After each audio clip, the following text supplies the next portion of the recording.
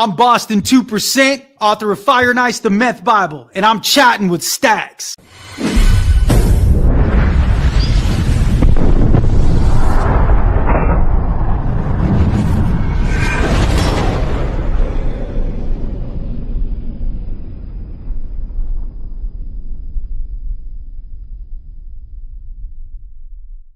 Welcome to this episode of Chatting with Staxx. I'm your host, Bill Staxx, and today I got Boston 2%. She comes back, dude, and it was like the Spirit of God came upon her, and she's like, Mr. Durkin, now everybody knows that I'm not crazy. They know I'm there by mistake, right? She goes, I know that you're not even supposed to be here, and I know that it's really hard to be in this environment. She goes, I'm going to give you one chance to calm down, and if you calm down, I won't put this in the file, and I won't give you the meds. I said, yes, ma'am. And then she turned around, and this is why like my life's like a movie. She turned around and she started walking away, and she stops and pivots and goes, and if you don't like the things the way that they are in here, Mr. Durkin, I suggest you write a letter. And if you do, I'll take it up to the White House personally. She walked away. Now, the White House was this big administrative building at San Antonio State Hospital. And I bet you it's still there, alive and well. This is in 2020, Bill. Okay. And it's where all the top brass of the hospital reside, where one doctor has so much power that no matter what your crime is, with a stroke of a pen, he can set you free. Okay. I'm facing a 99-year psych hold. They can keep you for the maximum term of your felony one crime until you prove your sanity, until they say you're safe to go back to society. Now, if you screw up and they want to keep you, they can keep you for the rest of your natural life. I sat down and I had like 4 pieces of scrap paper and a pen. And I wrote a 4-page letter by the power of the Holy Spirit in 5 minutes that ultimately set me free. Okay. That's where I realized the power of the spoken word and the power of the pen can set you free and take you around the world and change people's lives. And I wrote that letter and I gave it to her, and she actually took it to the White House, and they actually read a letter from a madman. And what they found inside, I said, I used to be in business. I became a drug addict after I lost my family, but I'm very smart and I'm well-spoken. And I said, I've seen this, and that. And I named off all these big incidents they didn't want to come to light. Now, I had read the client's rights handbook about 100 times at this point. My ma was still alive. We had this turbulent, crazy relationship for all my life. I mean, the childhood trauma and stuff. I mean, I drank over that woman for 25 years.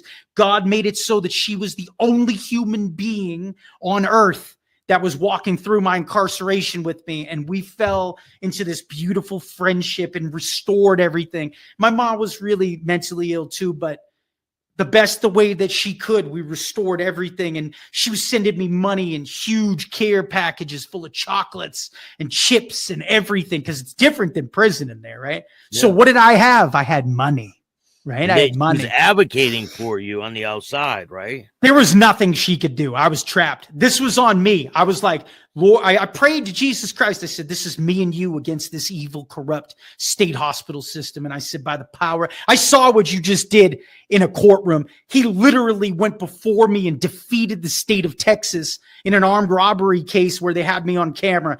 My God can do anything, and he's unstoppable, and he's so big. These people became my enemy, and I said, he will crush these people for me, and I wasn't wrong. And I had faith that he would do this. So I said, you know what? I'm going to take these bastards on, and we're going to get out of this place. This ain't going to be no 3.5 to 5 years. We're going to get out now. So I wrote the letter. She took it up there. Now, I read that client's rights handbook, okay, and I found a loophole where you can get a cell phone inside the state hospital system as long as you take out the cameras, Bill.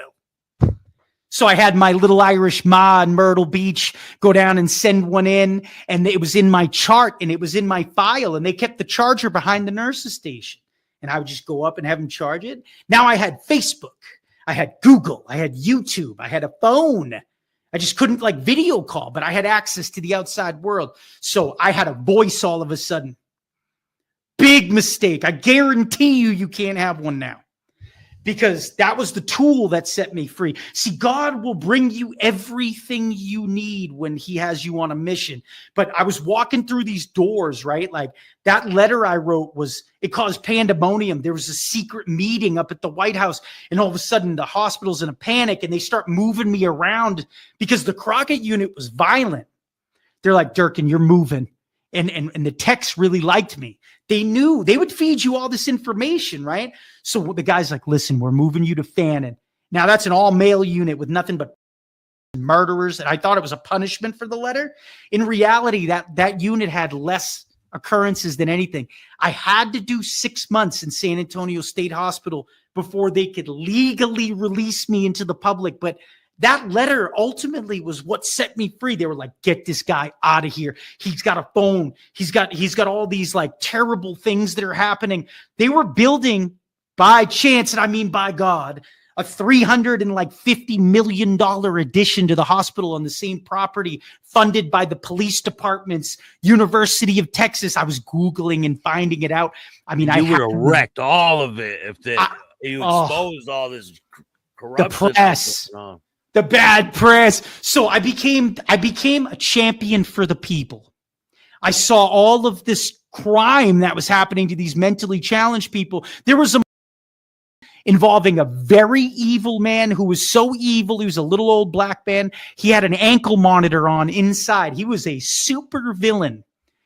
His court documents, it's in the book, this part. I looked him up. He had violent fantasies and thoughts every waking moment that he was alive. His own mother wrote and said, don't ever let him out. He was so crazy they took him from prison and put him in the state hospital, and he had an ankle monitor on inside the joint. Because if he walked over the wall, there was no way they were going to take chances, right? So he was patients, bribing them with sodas and chips and candy, and he would take them into the bathroom and whatever. And one of the kids had HIV. The hospital covered that up, you see? So I bribed one of the victims to give me, I was like, I'll give you 4 sodas, 5 bags of M&Ms, whatever it took. And the kid gave me his sister's phone number, and I called her on the hospital cordless phone. And I said, hey, listen, I'm not crazy. You're going to have to believe me. I go, I'm a patient in here, but I want you to do this. I want you to call up front and ask about this incident. They're going to have to tell you. She had already the permission to talk to his people. Like she signed the waivers and stuff. It was his family. She called, and then like Adult Protective Services swooped in. I wrote 12 letters in all. Everywhere they moved me, Bill, God would have something major popped up. And I told him, I was like, as long as I am here, I'm going to be a major problem for your evil, corrupt system. And I was like, it will behoove you to release me. So this was the final straw. I sent you the video of this. You could play it if you want. This is on YouTube. They were scrambling to release me, but they couldn't. I just didn't know it yet. And I saved this kid's foot. His dad was a 1% biker. I bribed him, got his number, caused all these different problems. They literally hated me at this point. I was like public enemy number 1, and they could have kept me the rest of my life. And I'd walk through these doors, and I'd go back to my room, and I'd sit down. I'd go, what the did I just do? I'm like, they're never going to let me out of here. But every time something happened, I had the courage to face it and walk through the fire, right? This kid comes up to me a week before he threatens to kill his family, okay? He threatens to unalive his family. They cover that up. And he comes up to me, and I'm outside underneath an oak tree in the Fannin unit of San Antonio State Hospital. Remember it like it's yesterday. And he walks up to me, and he says, I'm going to go get this 20 grand, man. He goes, I'm going to hop the wall and go get this 20 grand. I'm like, fuck you. Like, you're so crazy, right? Like you hear crazy stuff, you just fluff it up. All of a sudden, the whistles blow. One who walked away from the San Antonio State Hospital. He's been missing for more than 24 hours now, but he's not the first patient to wander away from that community from that psychiatric facility. Eyewitness News reporter Marvin Hurst has more on the disturbing disappearances and the rising number of visits the hospital gets from police. The Texas Department of Health and Human Services says once they've alerted the authorities about a missing patient, they've done all they could do. San Antonio police say mental patient Christian Olivo Fariel made what they described as an unauthorized departure from the hospital. They have not seen the convicted felon since. He's been in jail for drug charges, forgery, evading arrest, burglary, and an unauthorized use of a vehicle. Pandemonium breaks out. The kid, he got two big, tall guys with mental illness. He formed a ladder and he hopped over their shoulders and walked right off the wall through an apartment complex because they didn't have the gate closed at San Antonio State Hospital, walked through a playground at that place, and he walked right off the property, and there was an escaped mental patient on the loose in San Antonio. Now, they told the cops, but guess what? They didn't tell the media. A few hours go by, and I'm sitting there, I'm like, wow, nothing's on the news, huh? All of a sudden, the Holy Spirit tells me, tell the news.